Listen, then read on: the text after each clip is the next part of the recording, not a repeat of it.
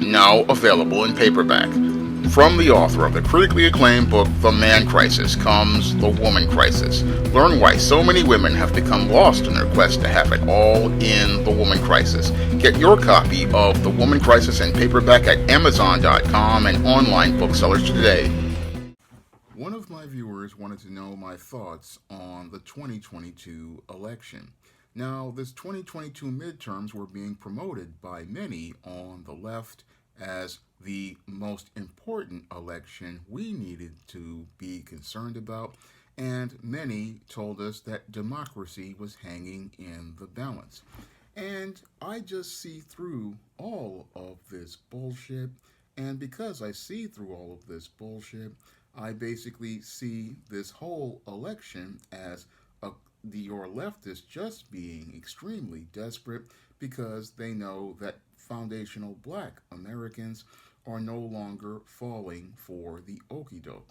And as I take a critical examination of this election, it's basically not even worth my time to even talk about because your Joe Biden already told black people back in 2020 when he had a meeting with the so called black leaders and all of these different bootlicks that he wasn't going to do anything for black people.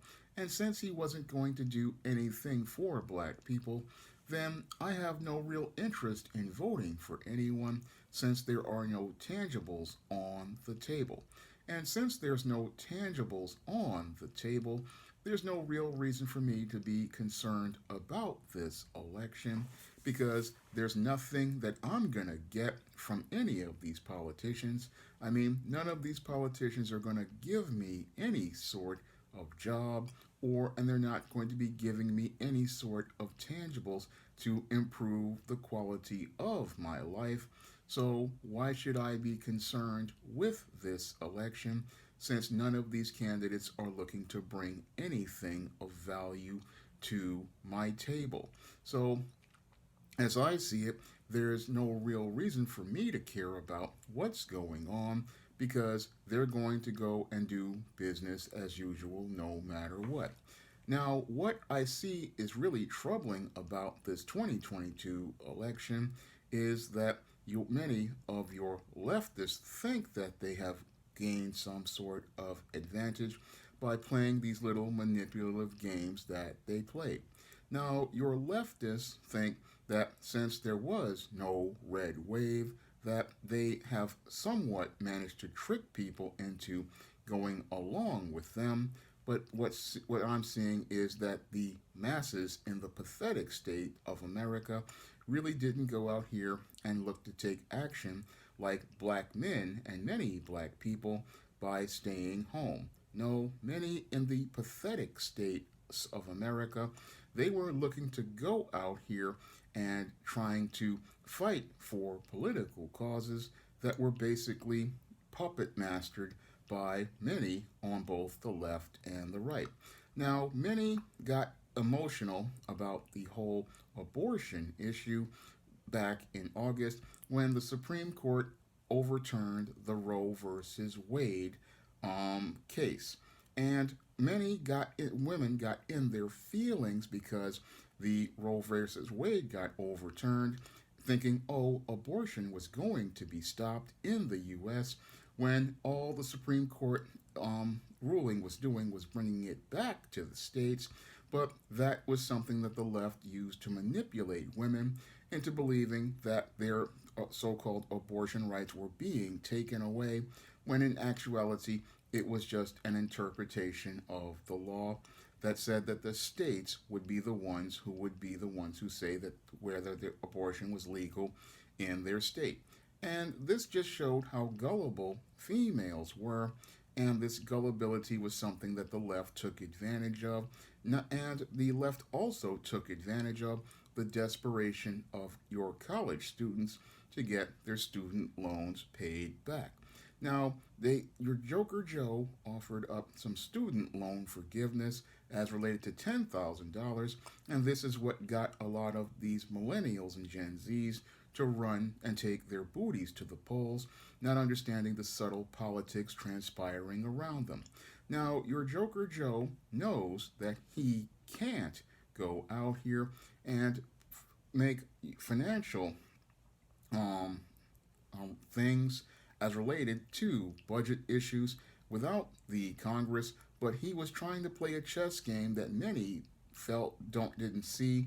He was making a chess move, but many of these young people were caught up in their feelings about what they were hearing, and they took their booties to the poll and went out here and voted blue no matter who, getting caught up in the rhetoric, not understanding that after in 2023, when the courts tell you that this isn't legal, you just voted away your own future.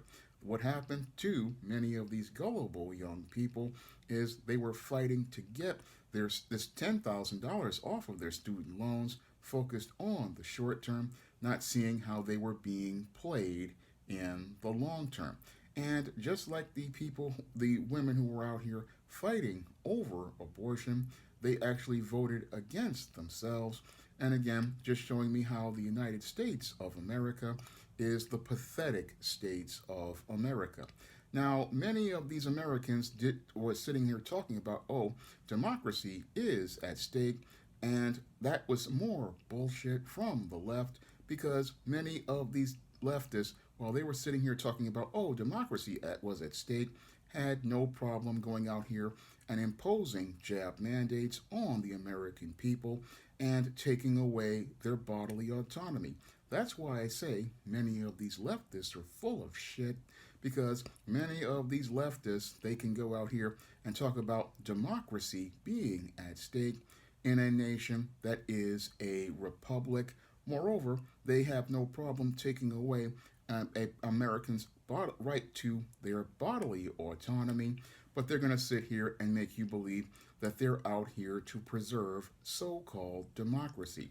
Again, many of these American people sadly fell for the okey doke, not understanding that the party that was out here imposing jab mandates and violating your constitutional rights was sitting here playing you like a sucker, and sadly, many fell for the okey doke.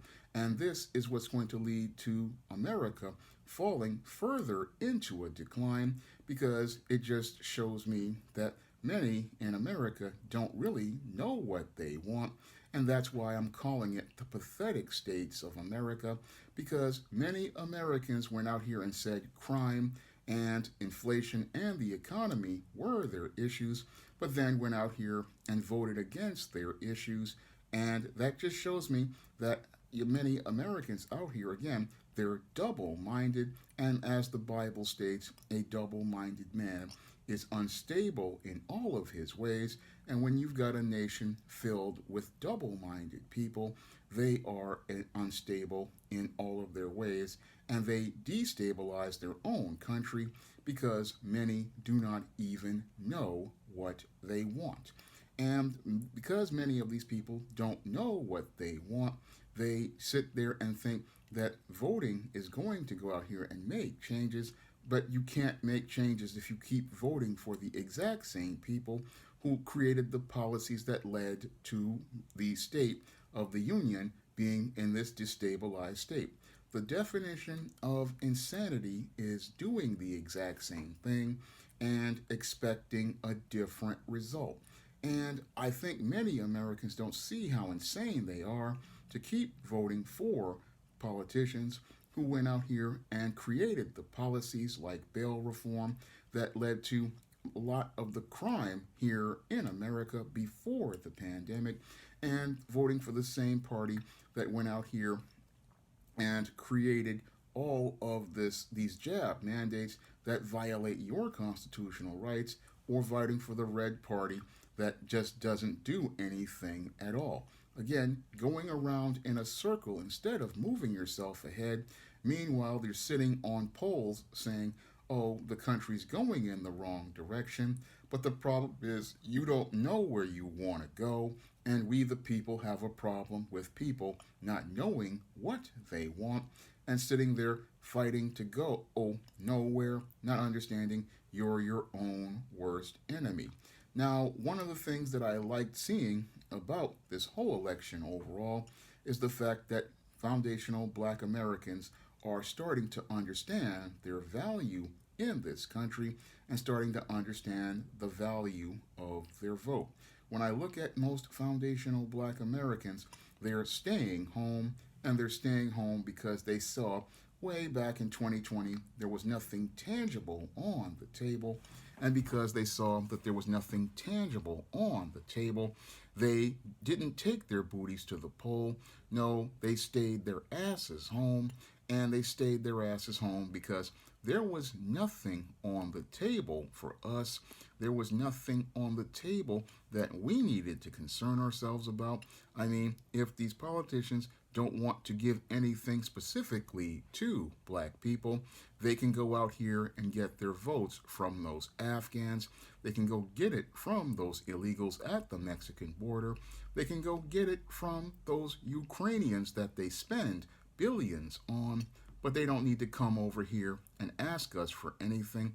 And what's even more disturbing to me is that they will sit there and look to circumvent the black vote because they have no value in black people. They have no interest in black people. And what's really troubling is they continue to blow off black people because they take the black vote for granted. And because they take the black vote for granted, they don't respect black people. And the way we take our respect is by staying home and continuing to let them lose elections or get by the skin of their teeth.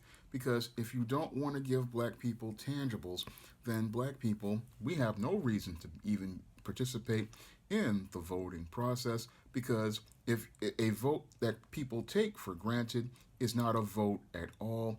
And again, you hear the whole argument, well, if you don't vote, you're just giving the other person a vote. Well, if you're not going to give me anything tangible, then I have no reason to vote at all. And again, when I look at your election day, it's supposed to be payday, and there's no payments coming to the black community.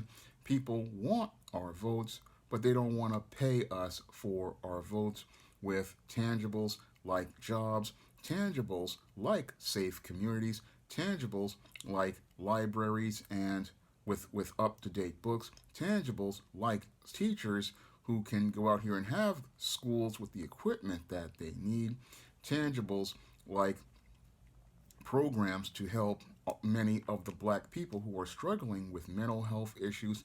These are tangibles we want, but if we can't get those tangibles, then we have no reason to go out here and vote for anyone, because you're not bringing anything to my table. And again, why should I go out here and vote for someone who I didn't choose and I didn't give my agenda?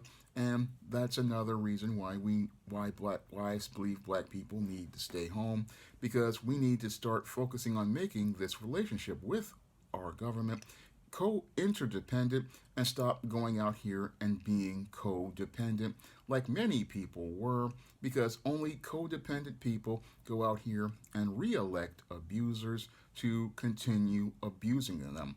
And that's another reason why I call it the pathetic states of America, because many Americans showed how pathetic they were by going out here and falling for the okie dokes that were presented to them, where they talked about, oh, we need to preserve democracy from those who would oppress them, and with jab mandates and cost them their jobs, their careers, and their livelihoods, and continued to go out here and allow people who went out here and imposed policies that abused them to remain in office, because with those jab mandates, you should have been holding those politicians accountable for forcing you to lose your job, lose your livelihood, and taking away your bodily autonomy.